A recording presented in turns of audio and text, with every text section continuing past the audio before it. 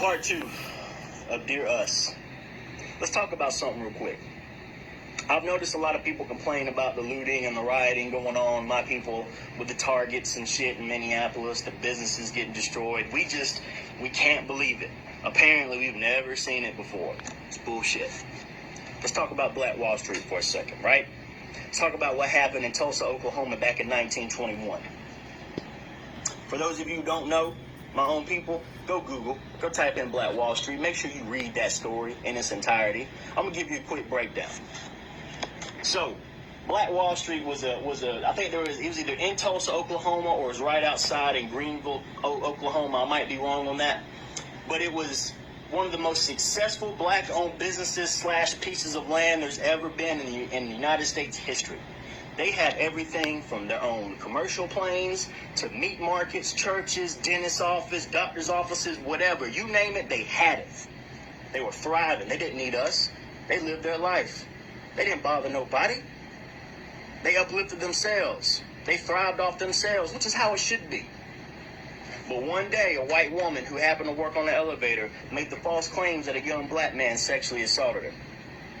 There was no court dates to my knowledge. He was thrown in jail, and the Tulsa, Oklahoma paper ran that story that next day, insinuating there was going to be a lynching that night. So, a few black men decided to keep safe of the young black man who was falsely accused of raping this white woman. And there was a mob of angry white men who decided to go and try and take the life of this young man unjustly. Well, they were killed in the process. The black men wasn't having it. They were killed.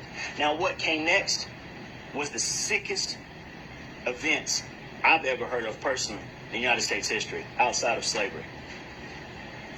There was police that was militarized. There was bombs that was dropped on top of businesses. White people lined up on the state line, women and kids, as if this is some spectacle to watch. There were people ripped from their homes and hung and beat and killed from their families because of the color of their skin.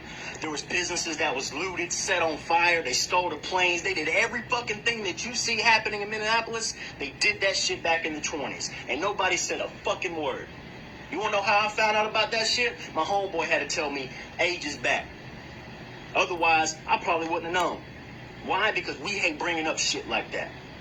Well, we want to celebrate Memorial Day, Independence Day, Veterans Day. We want to acknowledge these old wars hundreds of years ago, which there's nothing wrong with that, by the way. I'm not complaining about that.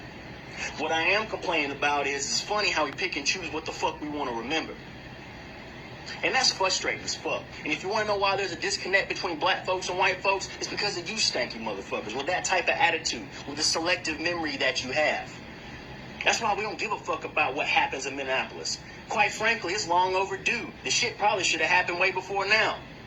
But again, they had patience. They tried to work with us. They tried to reason with us. They tried to peacefully protest. We told them to shut the fuck up. Use their platform for something different. Colin Kaepernick took a knee for these same exact reasons. He was told essentially to get up off his knee and play football. He was blackballed from the league later for peacefully protesting. They're told to shut up and dribble whenever they choose to speak out against social injustices. So let me ask you this, white people. When the fuck is a good time for them to make their voices heard, since we got all the answers? Riddle me that, Batman. Tell them when the good time is to let their voices be heard, to peacefully protest. Because we sure as hell don't have a problem in taking liberties and protesting our damn selves when our own privileges getting terminated or threatened or whatever. For instance, the coronavirus. We had these stay-home orders. White people couldn't stand it because their privilege was threatened. We couldn't get our hairs done. We couldn't go to the movies. We couldn't go out to eat. So what do? We took our automatic rifles. We got fully armored. We walked through government state buildings, through streets. We were yelling in the face of police with automatic rifles in our hand. We didn't get tased. We didn't get shot. We didn't go to jail. We got to go home. The same fucking shit that we complain about black people doing, we did when our privilege got threatened. And that is so irritating. I'm sick of that shit. I'm sick of watching you motherfuckers come up with excuses. Oh, what about black on black crime and this, that, and the third? We got to fix everybody, not just them. No, motherfucker, we got to fix that shit first before we fix anything.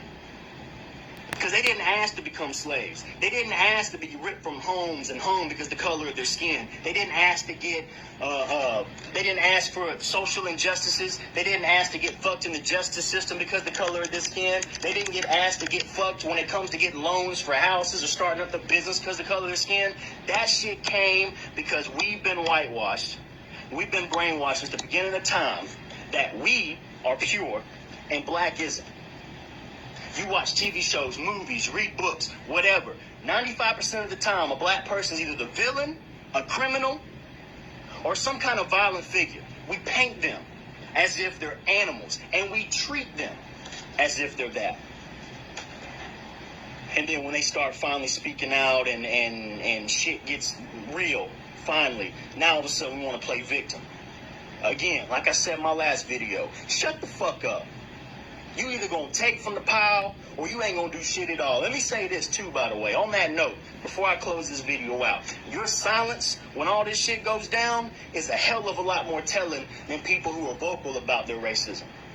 Because you're just as bad as them motherfuckers for not speaking out about it. Anyways, I'm off my soapbox, man. Y'all take care.